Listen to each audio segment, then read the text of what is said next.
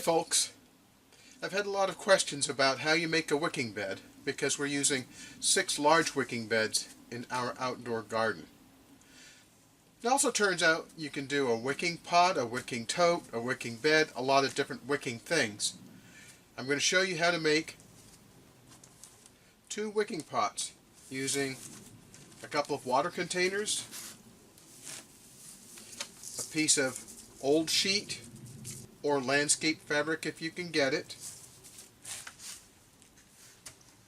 some perlite, and some potting soil. So let's get started.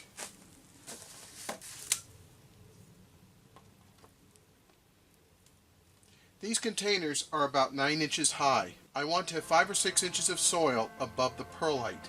Now, I'll show you how this construction happens.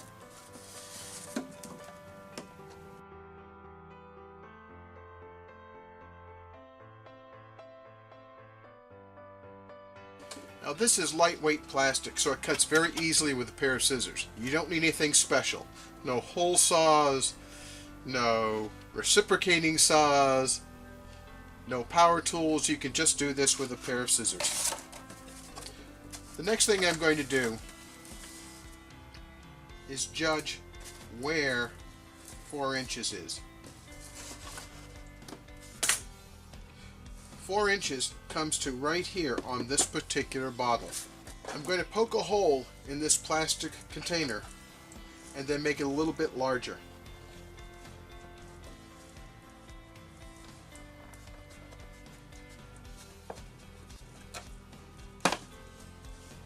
I just poked through.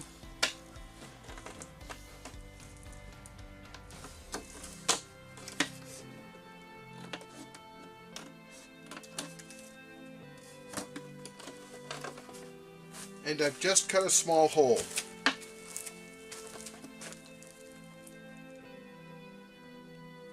That's so that the excess water can leak out of the container.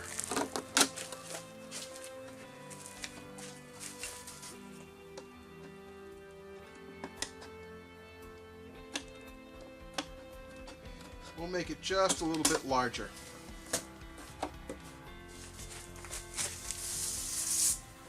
I'm going to need a piece of fabric, preferably landscape fabric, but this old pillow cover will do just great. I bought perhaps 30 pounds of these excess discarded linens from a college a number of years ago. I think I paid about 50 cents a pound, so it's pretty inexpensive. We use them for all different kinds of things around the homestead.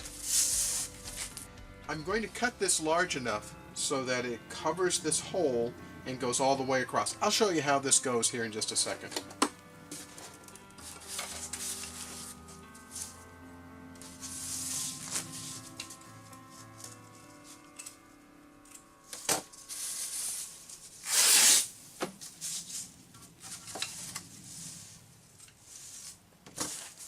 Now I don't care if the edge is frayed, so tearing is just fine. You can cut all the way through if you're that obsessive about it, but I don't think it's necessary.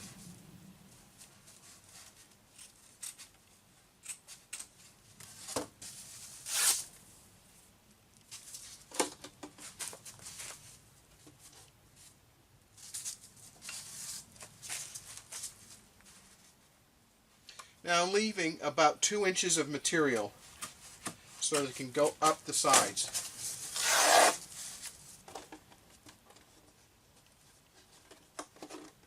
There's our hole. I'm going to start filling the container to the bottom of that opening with perlite.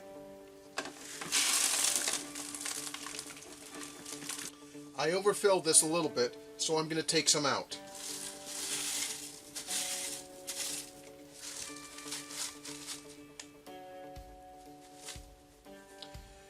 The perlite is about a 1/4 inch below the bottom of the hole that I cut in the side.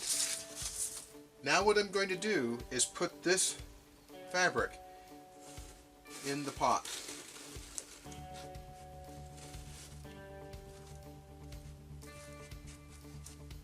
Now this piece of fabric is going to act as a soil separator. It's going to separate the perlite from the soil that I put up in the top of this container. We're almost done. Now I have a bag of potting soil that I'm going to use to start filling this container up.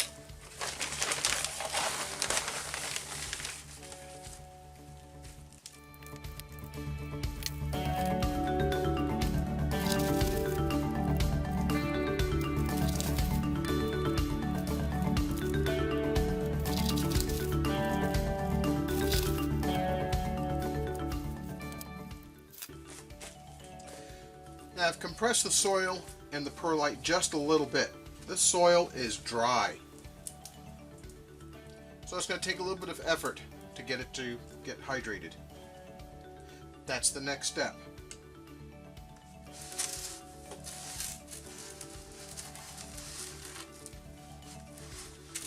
Now you'll see that there's some soil that went down between the plastic and the fabric. That's okay. The primary reason for having the fabric is to keep the soil from going down into the reservoir bed. Now, this is perlite. I can reuse that. If it mixes with soil, it's not a problem. But in the large wicking beds in our garden, I want to make sure that the soil does not interact with the reservoir material, because that will make the reservoir compact. It'll fill in with dirt and we won't be able to have as much water in it. So now I'm going to get some water and start hydrating this.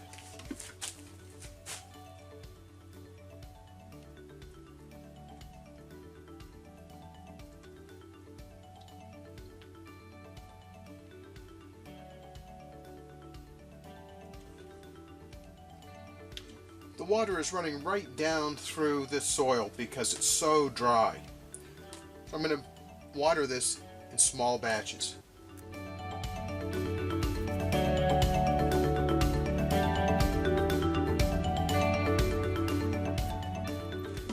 And you can see the water coming out from that hole. Obviously, when you use this pot inside, or any place where you don't want water to go, put a saucer or something underneath it to catch the water.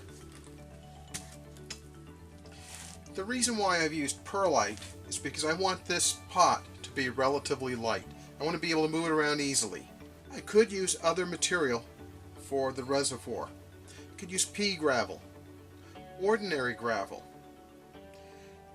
In the outdoor beds that we have, I used 3/4 inch washed crushed rock. It does a great job holding water. I can put about 150 gallons at a time in one of those beds, and it really doesn't need to be watered for at least 4 or 5 days, but we do anyway just to top it up.